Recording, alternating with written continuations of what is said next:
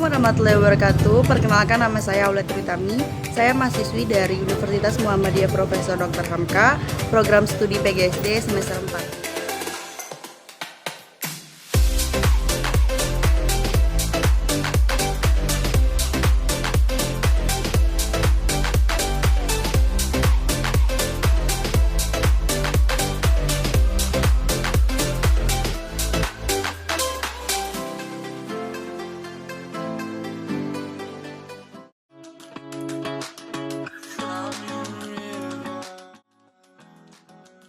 Kami mahasiswa dari Universitas Muhammadiyah Profesor Dr. Hamka, program studi PGSD. Tujuan saya datang ke sekolah ini untuk pengenalan lapangan persekolahan atau PLP.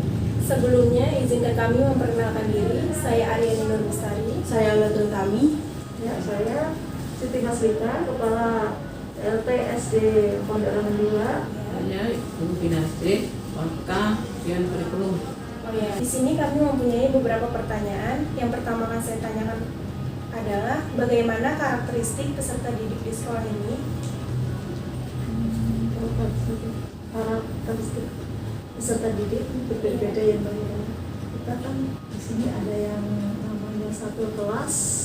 Biasanya kan ada yang bisa cepat untuk menangkap pelajaran, ada yang sedang, ada juga yang lambat. Tapi ini guru harus sudah bisa memilah-milah untuk menyampaikan pembelajarannya.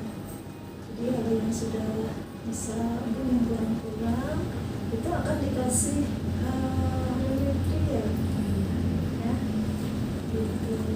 Menambahkan sedikit, Oh iya. jangan karakteristik satu sekolah ya. Di sekolah, di rumah saja yang cuma beberapa anak, karakternya berbeda-beda kan. Apalagi ini satu yang bermacam-macam itu kan, jadi karakter berbeda.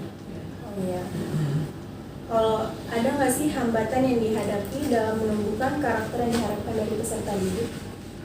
Selalu ada, tapi kita kan harus bisa mengatasinya sebagai guru, harus bisa bagaimana. Tadi kan sudah sampaikan, jadi guru itu sudah mengenal, oh si ini karakternya seperti ini harus.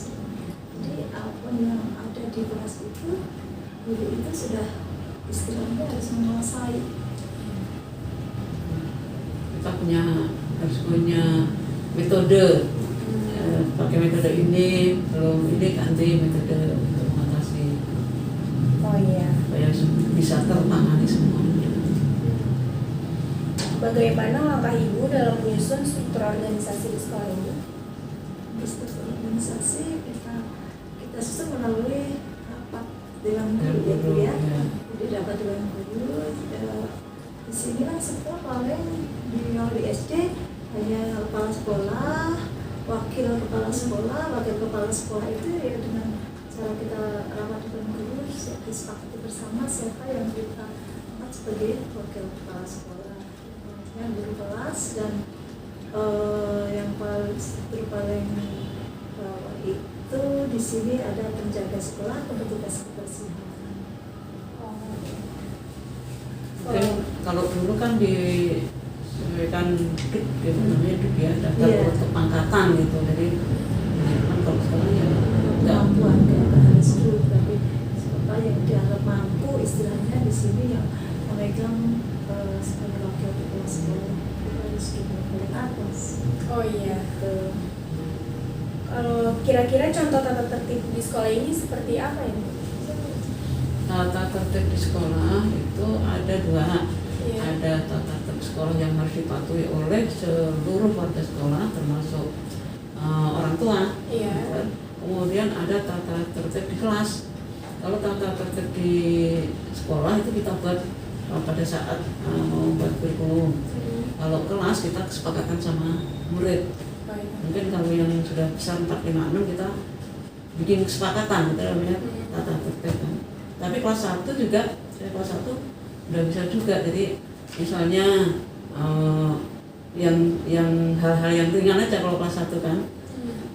Nggak boleh kalau ini ambil canda atau kalau minjem alat tulis dikembaliin ya apa gitu.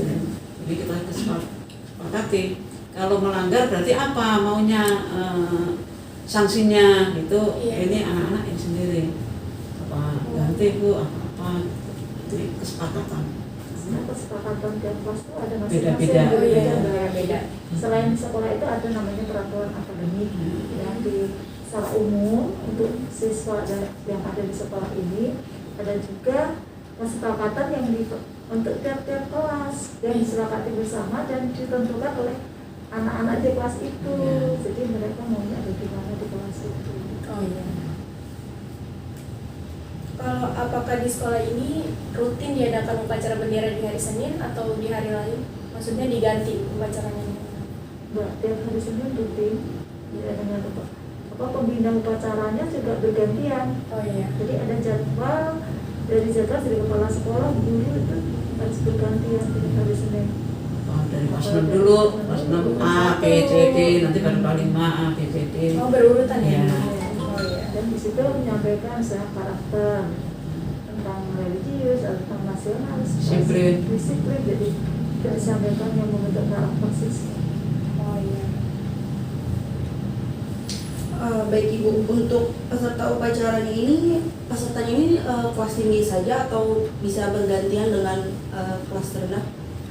Kalau peserta semua dari kelas Kalau 1. petugas, Iya, petugas petugasnya petugasnya. itu kelas 5, 6.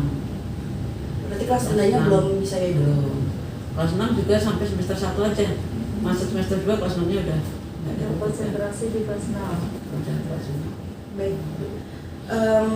Apakah Ibu mengadakan briefing setiap pagi sebelum guru-guru melakukan KBM? Biasanya seperti itu. Sebelum pandemi ya. Iya, karena sekarang ada pandemi kan, Iya. itu juga hanya beberapa yang datang. Jadi ya sebelum pandemi itu kita laksanakan misalnya pagi atau sore Sebelum menjelang sebelum absen. Baik Ibu. Apa saja kegiatan kurikuler, kokurikuler, dan ekstrakurikuler di sekolah ini? Ini wajibnya yang wajib pramuka itu wajib yang semua harus itu dari kelas 1 sampai kelas 6. Terus ada yang tambahan, ada poli ya mungkin ya, ada futsal, paskibra, juga ada marawis, qasidah, tari itu ekstra kurikulernya. PNR. PNR itu sebelum pandemi, sekarang selama pandemi ini. Sekarang karena pandemi ya semua ekskul berhenti dulu.